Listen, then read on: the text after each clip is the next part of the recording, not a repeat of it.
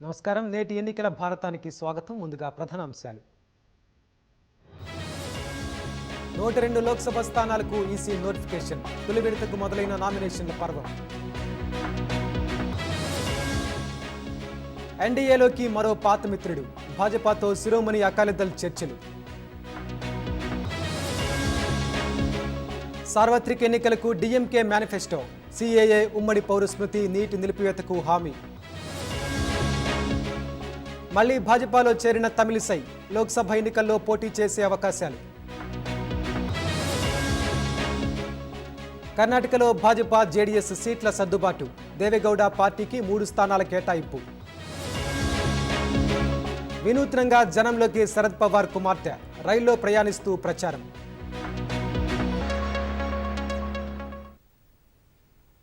సార్వత్రిక ఎన్నికల సమరం ప్రారంభమైంది. లోక్సభ ఎన్నికలకు తొలి నోటిఫికేషన్ విడుదలైంది. గెజిట్ విడుదలతో నామినేషన్ల పర్వం ప్రారంభమైంది. మొదటి విడతలో 21 రాష్ట్రాలు, కేంద్రపాలిత ప్రాంతాల్లోని 102 లోక్సభ నియోజకవర్గాలకు కేంద్ర ఎన్నికల సంఘం నోటిఫికేషన్ ఇచ్చింది. ఈ 102 నియోజకవర్గాల్లో ఏప్రిల్ 19న పోలింగ్ జరగనుంది. సార్వత్రిక ఎన్నికలకు తొలి నోటిఫికేషన్ విడుదలైంది. నామినేషన్ల ప్రక్రియ ప్రారంభమైంది. మొదటి విడతలో భాగంగా 21 రాష్ట్రాలు, కేంద్రపాలిత ప్రాంతాల్లోని 102 లోక్సభ నియోజకవర్గాలకు కేంద్ర ఎన్నికల సంఘం నోటిఫికేషన్ ఇచ్చింది. అభ్యర్థులు తమ నామినేషన్లు సమర్పించేందుకు మార్చి 27ను గడువుగా నిర్దేశించింది. 28న నామినేషన్ల పరిశీలన ఉంటుంది. ఈ నెల 30వ తేదీలోగా ఉపసంహరణకు గడువు ఉంటుంది. ఏప్రిల్ 19న 102 నియోజకవర్గాల్లో తొలి విడత పోలింగ్ జరగనుంది. తమిళనాడులోని 39, రాజస్థాన్లోని 12, ఉత్తరప్రదేశ్లోని 8, మధ్యప్రదేశ్లోని 6 లోక్సభ స్థానాలకు ఎన్నికలు జరగనున్నాయి. మహారాష్ట్ర, ఉత్తరాఖండ్, అసోంలలో 5, బీహార్లో 4, పశ్చిమ బెంగాల్లో 3, అరుణాచల్, మణిపూర్, మేఘాలయాల్లో 2 స్థానాల్లో ఎన్నికలు నిర్వహించనున్నారు. ఛత్తీస్గఢ్, మిజోరం, నాగాలాండ్, సిక్కిం, త్రిపుర, అండమాన్ నికోబార్, జమ్మూ కాశ్మీర్, లక్షద్వీప్, పుదుచ్చేరిల్లో ఒక్కో లోక్సభ స్థానాలకు పోలింగ్ జరగనుంది. మొత్తం 7 దశల్లో సార్వత్రిక ఎన్నికలు జరగనున్నాయి. జూన్ 4వ తేదీన ఓట్ల లెక్కింపు జరుగుతుంది. ఏప్రిల్ 19న 21 రాష్ట్రాలు, కేంద్రపాలిత ప్రాంతాల్లో 102 నియోజకవర్గాలకు మొదటి దశ ఎన్నికలు జరగనున్నాయి. ఏప్రిల్ 26, మే 7, మే 13, మే 20, మే 25, జూన్ 1 తేదీల్లో మిగిలిన దశలు జరుగుతాయి. తొలి దశలో 102 నియోజకవర్గాల్లో అత్యధిక పార్లమెంటరీ స్థానాలకు పోలింగ్ జరగనుంది. రెండో దశలో 89 స్థానాలు, మూడో దశలో 94 స్థానాలు, నాలుగో దశలో 96 స్థానాలు, ఐదో దశలో 49 స్థానాలు, ఆరవ దశలో 57 స్థానాలు, ఏడో దశలో 57 స్థానాల్లో పోలింగ్ జరగనుంది. తెలంగాణ మాజీ గవర్నర్ తమిళిసై సౌందరరాజన్ తిరిగి క్రియాశీల రాజకీయాల్లోకి అడుగుపెట్టారు.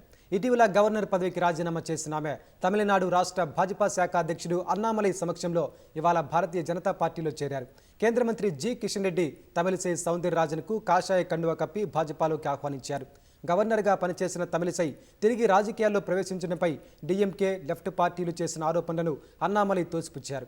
ఉన్నత పదవిని త్యజించి ప్రజల కోసం సామాన్య కార్యకర్తగా పనిచేయడం ఒక్క భాజపాలోనే సాధ్యమవుతుందన్నారు. గవర్నర్ పదవికి రాజీనామా చేసి తిరిగి రాజకీయాల్లో చేరటం ప్రజలపై ఆమెకున్న ప్రేమకు నిదర్శనమని తమిళనాడు భాజపా శాఖ అధ్యక్షుడు అన్నామలై చెప్పారు.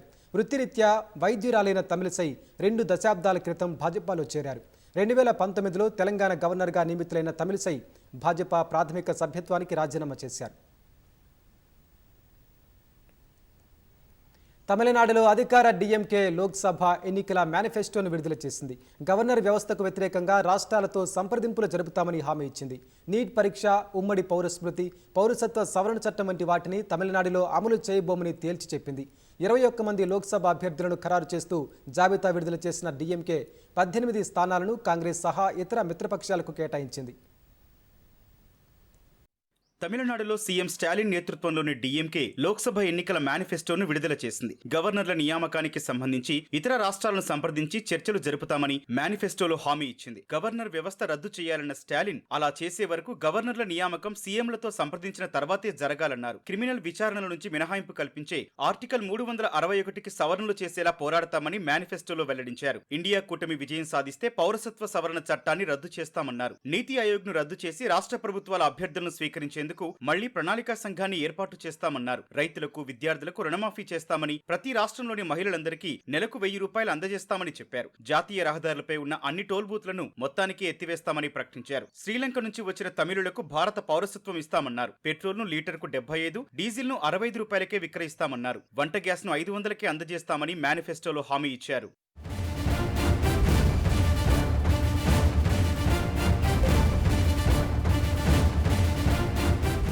జాతీయ విద్యా విధానాన్ని, నీట్ పరీక్ష, ఉమ్మడి పౌరస్మృతి, పౌరసత్వ సవరణ చట్టాలను తమిళనాడులో అమలు చేయబోమని తేల్చి చెప్పారు. తిరుకురల్ను జాతీయ పుస్తకంగా ప్రకటించేలా చేస్తామన్నారు. పుదుచ్చేరికి రాష్ట్ర హోదాను తొలగించే అధికారాన్ని కేంద్రానికి కల్పించే ఆర్టికల్ 356 రద్దుపై పోరాడతామని వివరించారు. మోదీ ప్రభుత్వం దేశాన్ని నాశనం చేసిందన్న స్టాలిన్ ఎన్నికల్లో ఇండియా కూటమి అధికారంలోకి వస్తుందని జోస్యం చెప్పారు. మేనిఫెస్టోతో పాటు 21 లోక్సభ స్థానాల్లో అభ్యర్థులను ఖరారు చేస్తూ డీఎంకే జాబితా విడుదల చేసింది. సిట్టింగ్ ఎంపీలైన కనిమొళి తూత్తుకుడి నుంచి, శ్రీపెరంబుదూరు నుంచి టీఆర్ బాలు, నీలగిరి నుంచి ఏ రాజాకు మరోసారి అభ్యర్థిత్వం ఖరారు చేసింది. మిత్రపక్షాలైన కాంగ్రెస్, వామపక్షాలు, వీసీకే తదితర పార్టీలకు 18 సీట్లు కేటాయించింది. కాంగ్రెస్ 9 స్థానాల్లో బరిలోకి దిగనుంది. కళానిధి వీరస్వామి నార్త్ చెన్నై, తమిళచి తంగపాండియన్ సౌత్ చెన్నై, దయానిధి మారన్ మధ్య చెన్నై, అన్నాదురై తిరువన్నామలై నుంచి పోటీ చేయనున్నారు. 2019లో డీఎంకే నేతృత్వంలోని కూటమి తమిళనాడులోని 39 స్థానాలకు గాను 38 స్థానాల్లో విజయం సాధించింది. పోటీ చేసిన 9 స్థానాల్లో కాంగ్రెస్ 8ని కైవసం చేసుకుంది. డీఎంకే ప్రకటించిన 21 మంది అభ్యర్థుల్లో 11 మంది కొత్తవారే ఉన్నారు. లోక్సభ ఎన్నికల్లో 400 స్థానాల లక్ష్య సాధన కోసం భారతీయ జనతా పార్టీ స్నేహహస్తం అందిస్తోంది. 2019 సార్వత్రిక ఎన్నికల తర్వాత విడిపోయిన మిత్రులను ఒక్కొక్కరుగా ఎన్డీఏలో చేర్చుకుంటోంది. ఇప్పటికే కొన్ని పార్టీలు ఎన్డీఏ గూటికి చేరగా ఇప్పుడు పంజాబ్లోనూ శిరోమణి అకాలీదళ్ భాజపా మధ్య పొత్తు పొడుస్తోంది. వ్యవసాయ చట్టాలను వ్యతిరేకిస్తూ ఎన్డీఏను వీడిన అకాలీదళ్ మళ్లీ కూటమిలో చేరేందుకు సిద్ధమవుతోంది. సార్వత్రిక ఎన్నికల సమరంలో 400 స్థానాల్లో గెలిపే లక్ష్యంగా ముందుకు సాగుతున్న ఎన్డీఏ కూటమిలోకి మళ్లీ పాత మిత్రులు వస్తున్నారు. ఎన్డీఏ కూటమి విస్తరణపై దృష్టి పెట్టిన భాజపా రాజకీయ వ్యూహాలకు అనుగుణంగా వేగంగా అడుగులు వేస్తోంది. ఏపీలోని తెలుగుదేశం పార్టీ, కర్ణాటకలోని జేడీఎస్ ఇప్పటికే ఎన్డీఏ గూటికి చేరాయి. ఇప్పుడు తాజాగా శిరోమణి అకాలీదళ్ కూడా అదే బాటలో పయనిస్తోంది. పంజాబ్లోని 13 లోక్సభ స్థానాల్లో జూన్ 1వ తేదీన పోలింగ్ జరగనుంది. ఈ నేపథ్యంలో పొత్తుల చర్చలను భాజపా, శిరోమణి అకాలీదళ్, ఎస్ఏడీ పార్టీలు మరింత ముమ్మరం చేశాయి. పంజాబ్లో శిరోమణి అకాలీదళ్తో చర్చలు చివరి దశకు చేరుకున్నాయని భాజపా అధికార ప్రతినిధి ఎస్ఎస్ చన్నీ తెలిపారు. పొత్తుల ప్రకటనకు మరికొంత సమయం పడుతుందని, శిరోమణి అకాలీదళ్ మార్చి 22న కోర్ కమిటీ భేటీ నిర్వహించనుందని, అనంతరం వాళ్లు నిర్ణయం తీసుకోనున్నారని చన్నీ తెలిపారు. ఇరు పార్టీల మర్యాదపూర్వక భేటీ జరిగిందన్న ఆయన పొత్తుకు సంబంధించి భాజపా అధిష్టానం తుది నిర్ణయం తీసుకుంటుందని స్పష్టం చేశారు. 2019లో జరిగిన సార్వత్రిక ఎన్నికల్లో పంజాబ్లోని 13 సీట్లలో కాంగ్రెస్ పార్టీ 8 స్థానాలను కైవసం చేసుకుంది. అప్పుడు ఎన్డీఏ కూటమిలో ఉన్న శిరోమణి అకాలీదళ్ 2 స్థానాలను గెలుచుకోగా భారతీయ జనతా పార్టీ కూడా 2 స్థానాలు గెలుచుకుంది. ఆమ్ ఆద్మీ పార్టీ 1 సీటుతో సరిపెట్టుకుంది.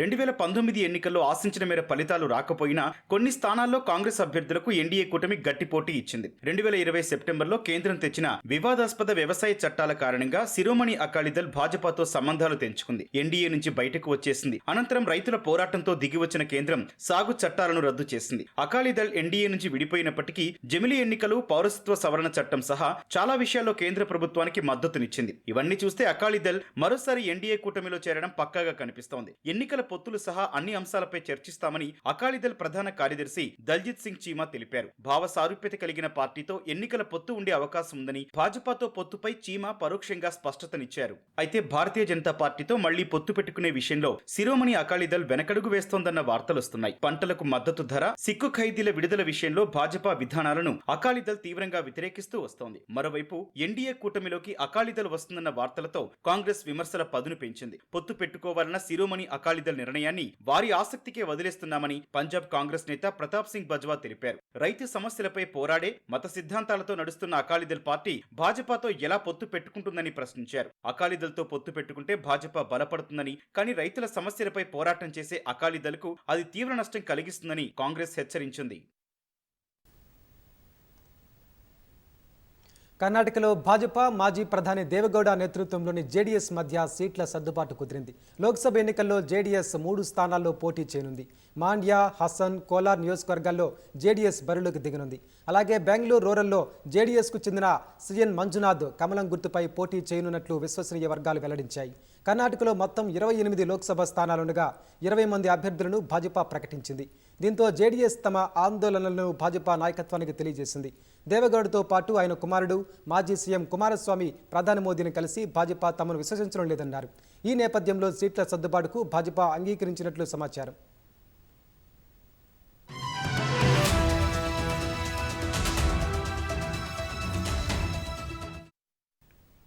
సార్వత్రిక ఎన్నికల్లో ఢిల్లీ నుంచి గల్లీ స్థాయి వరకు అనేక మంది నేతలు ఓటర్లను తమదైన రీతిలో ఆకర్షిస్తారు.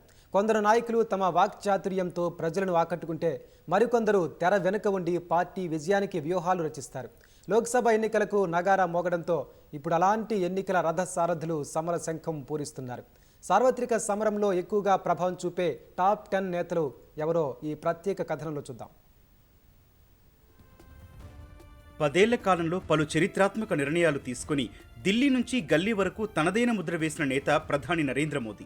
ఎన్డీఏకు ప్రధాన ప్రచారకర్త, ప్రజల్లో విశేష ఆదరణ కలిగిన నేత మోదీని కేంద్రంలో మూడోసారి అధికారంలోకి, అది కూడా 400 పైచిలుకు సీట్లే లక్ష్యంగా ప్రధాని ముందుకు సాగుతున్నారు. కాంగ్రెస్ గ్యారంటీలకు కౌంటర్గా మోదీకి గ్యారంటీ నినాదాన్ని ప్రజల్లోకి బలంగా తీసుకెళ్తున్నారు. మూడోసారి అధికారం చేపడితే భారత్ను ప్రపంచంలోనే 3వ అతిపెద్ద ఆర్థిక వ్యవస్థగా తీర్చిదిద్దుతామని చెబుతూ ఓటర్లను ఆకట్టుకునే ప్రయత్నం చేస్తున్నారు. 2047 కల్లా అభివృద్ధి చెందిన దేశంగా భారత్ను నిలిపేందుకు అవసరమైన కార్యాచరణ ప్రణాళికను ప్రజలకు వివరిస్తున్నారు.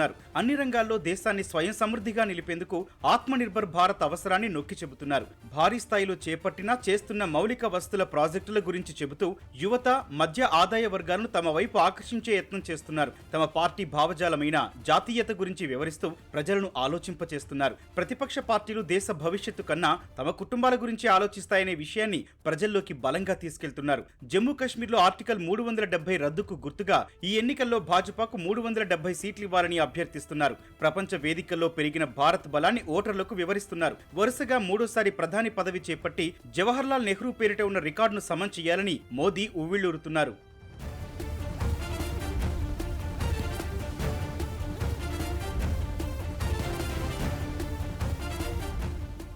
భాజపాలో కేంద్ర ప్రభుత్వంలో నంబర్ 2గా ఉన్న కేంద్ర హోంమంత్రి అమిత్ షా సగటు ఓటరుకు సుపరిచితులు. ఎన్నికల సమయంలో ప్రత్యర్థులను తలదన్నేలా విజయాలను అందిపుచ్చుకునే వ్యూహాలు రచిస్తూ చాణక్యుడిగా పేరుగాంచారు. తెర వెనుక ఉండి వ్యూహాత్మక అడుగులు వేయడంతో పాటు ప్రతిపక్షాలపై పదునైన వాగ్బాణాలను సంధిస్తారు. ఆర్టికల్ 370 పౌరసత్వ సవరణ చట్టం లాంటి సున్నితంశాలను కేంద్ర హోంమంత్రిగా ధీటుగా ఎదుర్కొని ప్రజలను ఆకట్టుకున్నారు. ప్రతి ఎన్నికల్లోనూ ఆయన సైన్యాధిపతిగా వ్యవహరిస్తూ కార్యకర్తలకు, నాయకులకు దిశానిర్దేశం చేస్తున్నారు. ఈ ఎన్నికల్లోనూ ఆయన ఆ పాత్రే పోషించనున్నారు అనడంలో ఎలాంటి సందేహం లేదు. ఉత్తరాది రాష్ట్రాల్లో హిందూ అంశాన్ని బలంగా తీసుకెళ్తున్నారు. శతాబ్దాల కళ అయిన అయోధ్య రామాలయ నిర్మాణాన్ని తమ హయాంలోనే పూర్తి చేశామని ఓటర్ల దృష్టికి తీసుకెళ్తున్నారు.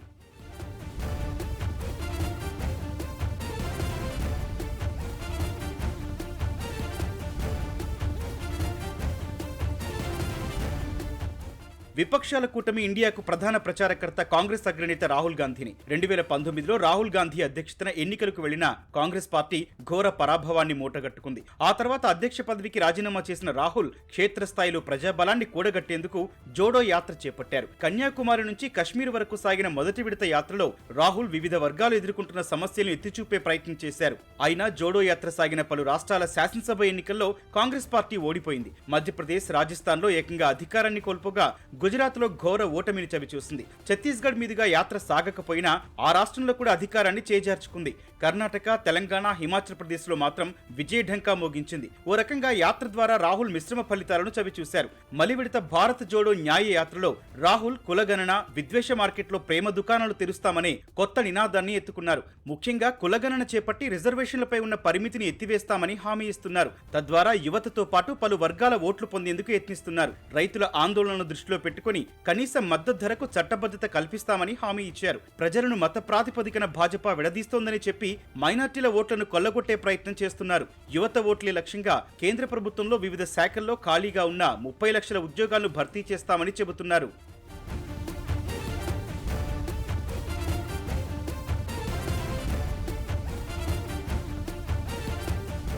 కాంగ్రెస్ అధ్యక్ష పదవికి సోనియా గాంధీ రాజీనామా చేయడంతో మల్లికార్జున ఖర్గే ఆ పార్టీ పగ్గాలు చేపట్టారు. దీంతో హస్తం పార్టీ ఇప్పుడు ఆయన నాయకత్వంలోనే లోక్సభ ఎన్నికలను ఎదుర్కోబోతోంది. పతనావస్థలో ఉన్న పార్టీని ఎక్కువ స్థానాల్లో గెలిపించడమే లక్ష్యంగా ఆయన ఎన్నికల సంగ్రామంలోకి దిగుతున్నారు. అందుకు అనుగుణంగానే భాజపాను అధికార పీఠ నుంచి గద్దె దించేందుకు కమలం పార్టీని వ్యతిరేకిస్తున్న పార్టీలతో కలిసి వెళ్లేందుకు వ్యూహాలు రచిస్తున్నారు. భాజపా హయాంలో ద్రవ్యోల్బణం, నిరుద్యోగం పతాక స్థాయికి చేరాయని చెప్పి మధ్యతరగతి యువత ఓట్లు పొందేందుకు ప్రయత్నిస్తున్నారు.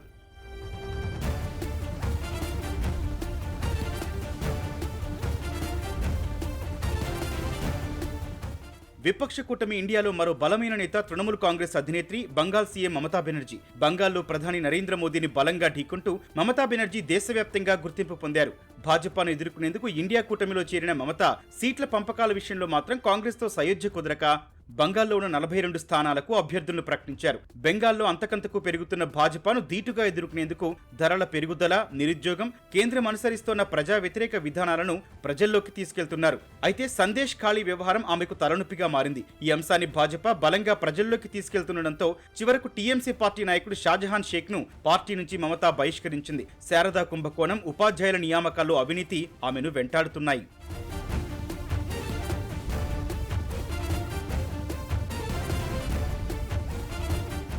ప్రతిపక్షాలు కూటమి కట్టడం వెనుక కీలక పాత్ర పోషించిన జేడీయూ అధినేత, బీహార్ ముఖ్యమంత్రి నితీష్ కుమార్ లోక్సభ ఎన్నికల ముందు ఎన్డీఏ కూటమిలో చేరారు. దీంతో 40 లోక్సభ స్థానాలున్న బీహార్లో రాజకీయ సమీకరణాలు పూర్తిగా మారిపోయాయి. నితీష్ యూటర్న్పై రానున్న ఎన్నికల్లో బీహార్ ప్రజలు ఎలాంటి తీర్పు వెలువరిస్తారో వేచి చూడాల్సి ఉంది.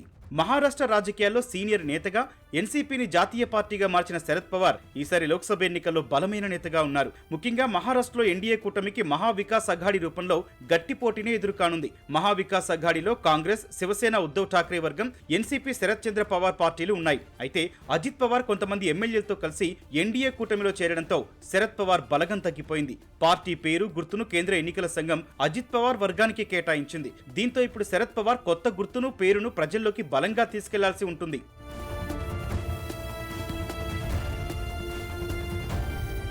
డీఎంకే అధినేత, తమిళనాడు ముఖ్యమంత్రి స్టాలిన్ ఇండియా కూటమిలో ఉన్న మరో బలమైన నేత. 39 స్థానాలున్న తమిళనాడులో 2019లో డీఎంకే కాంగ్రెస్ కూటమి 38 స్థానాల్లో విజయం సాధించింది. ఈసారి కూడా అదే జోరును కొనసాగించాలని స్టాలిన్ పట్టుదలగా ఉన్నారు. అయితే సనాతన ధర్మంపై స్టాలిన్ కుమారుడు ఉదయనిధి స్టాలిన్ చేసిన వ్యాఖ్యలు ఇండియా కూటమికి ఇబ్బందికరంగా మారాయి.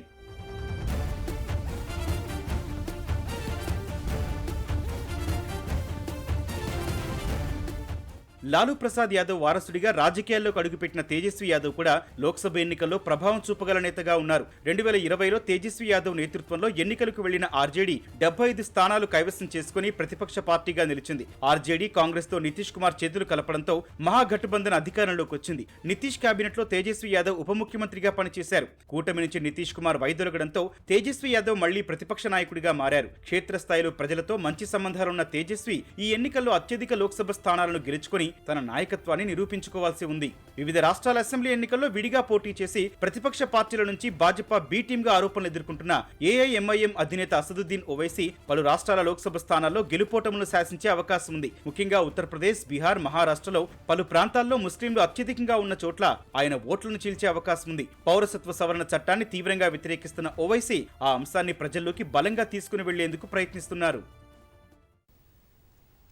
నేషనలిస్ట్ కాంగ్రెస్ పార్టీ శరద్ చంద్ర పవార్ వర్గానికి చెందిన సుప్రియా సూలే సరికొత్త ప్రచారంతో ఓటర్లను ఆకట్టుకుంటున్నారు. హంగు ఆర్భాటాలతో కూడిన సభలు, సమావేశాల కంటే కూడా సాదాసీదా ప్రచారానికి ఎక్కువ ప్రాధాన్యమిస్తున్నారు. ప్రచారంలో భాగంగా యువతను ఆకట్టుకునేందుకు ఇటీవల బ్యాడ్మింటన్ గేమ్లో పాల్గొన్నామే తాజాగా రైల్లో ప్రయాణిస్తూ ప్రచారం చేశారు. నేషనలిస్ట్ కాంగ్రెస్ పార్టీ శరద్ చంద్ర పవార్ వర్గానికి చెందిన కార్యనిర్వాహక అధ్యక్షురాలు సుప్రియా సూలే వినూత్న ప్రచారంతో దూసుకుపోతున్నారు. ఓటర్ దేవులను ప్రసన్నం చేసుకునేందుకు హంగు ఆర్భాటాలు లేకుండా సాదాసీదా ప్రచారంతో కొత్త పుంతలు తొక్కుతున్నారు. ప్రచార సభల కంటే కూడా ఓటర్లను స్వయంగా కలిసేందుకు ఆమె ప్రాధాన్యమిస్తున్నారు. ప్రచారంలో భాగంగా బారామతిలో ఇదివరకు యువతతో కలిసి బ్యాడ్మింటన్ గేమ్లో పాల్గొన్న సుప్రియా సూలే తాజాగా రైల్వే స్టేషన్లో ప్రచారం నిర్వహించారు. ఎన్సీపీ శరద్ పవార్ వర్గానికి ఈసారి ఎన్నికల సంఘం కొత్తగా బాకా గుర్తును కేటాయించడంతో దాన్ని విస్తృతంగా ప్రజల్లోకి తీసుకెళ్లేందుకు ఈ వినూత్న ప్రయత్నం కలిసి వస్తోంది.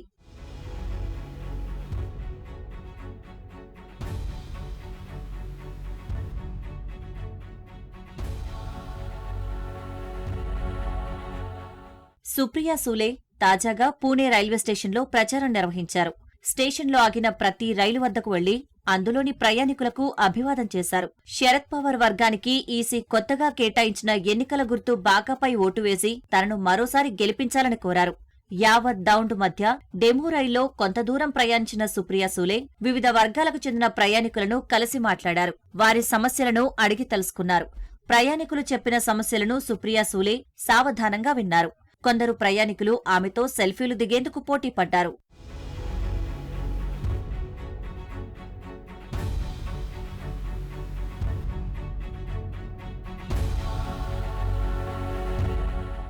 బారామతిలో ఈసారి పవార్ కుటుంబానికి చెందిన వదిన మరదళ్లు తలపడుతుండటంతో పోటీ రసవత్తరంగా మారింది. పవార్ కుటుంబానికి బారామతి నియోజకవర్గం కంచుకోటగా ఉంది.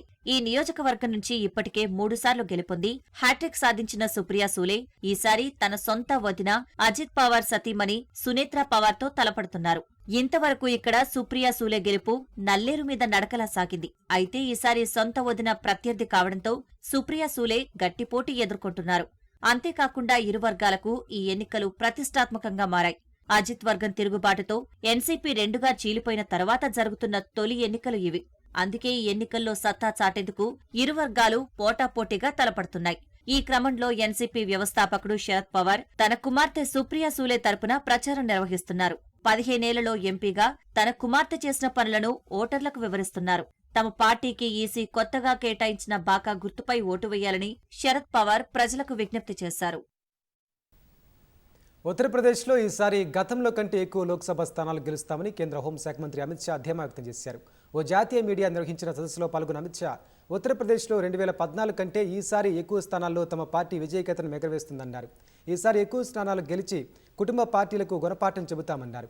లౌకిక ప్రజాస్వామ్య దేశంలో ప్రజలందరికీ ఒకే చట్టం అమలు కావాలని విశ్వసిస్తున్నందునే తమ పార్టీ ఎజెండాలో ఉమ్మడి పౌరస్మృతిని చేర్చినట్లు అమిత్ షా తెలిపారు. ఒడిశాలో బీజేడీతో పొత్తుపై తుది నిర్ణయం పార్టీ అధ్యక్షుడు జేపీ నడ్డా తీసుకుంటారని చెప్పారు.